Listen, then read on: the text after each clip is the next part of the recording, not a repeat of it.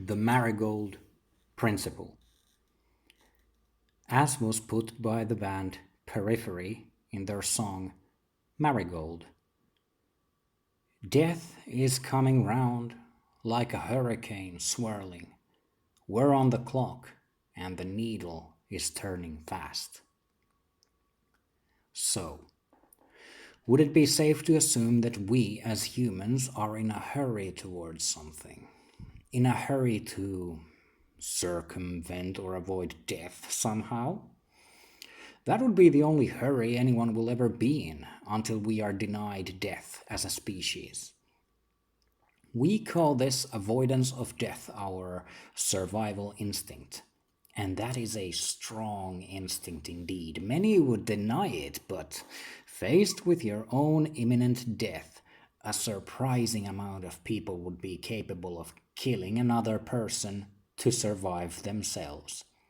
So morals are below survival instinct.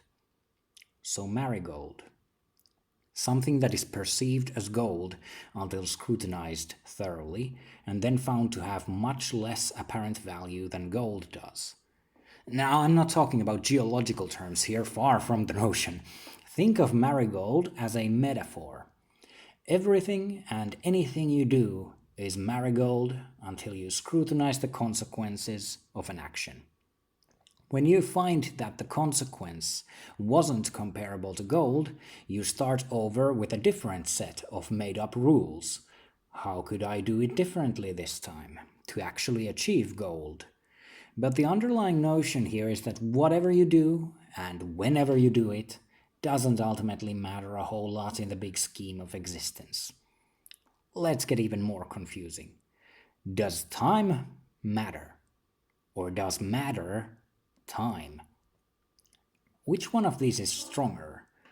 Space that keeps changing through time for seemingly no reason, or time that keeps changing through space very methodically and predictably for seemingly no reason?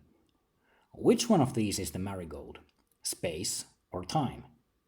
We can only observe what happens right now, while we can, in theory, observe anything, anywhere in our observable universe.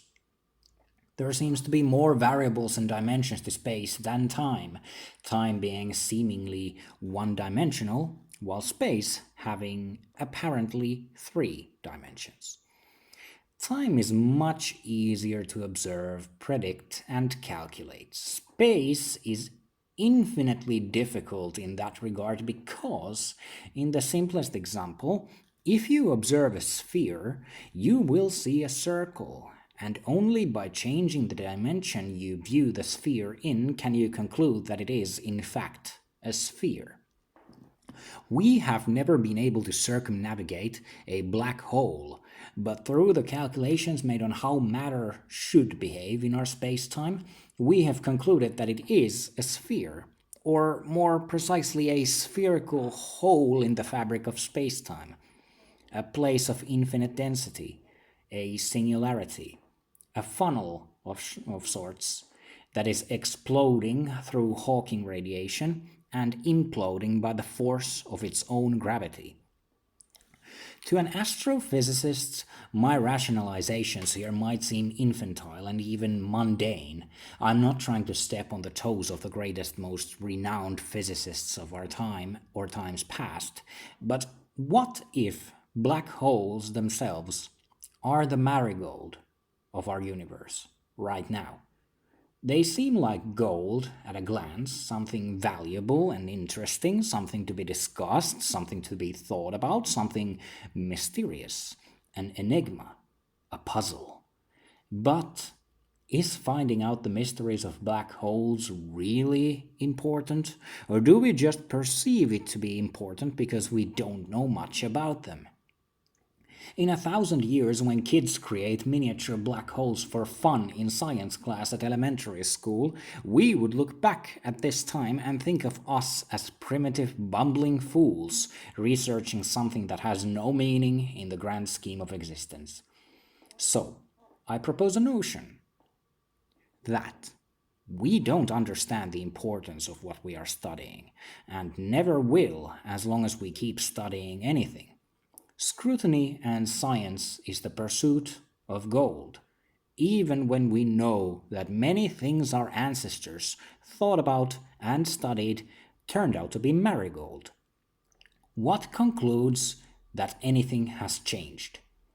Astrophysicists, neurobiologists, all these cutting edge tools and theories to describe our existence in this reality and possibly even other realities, and for what purpose?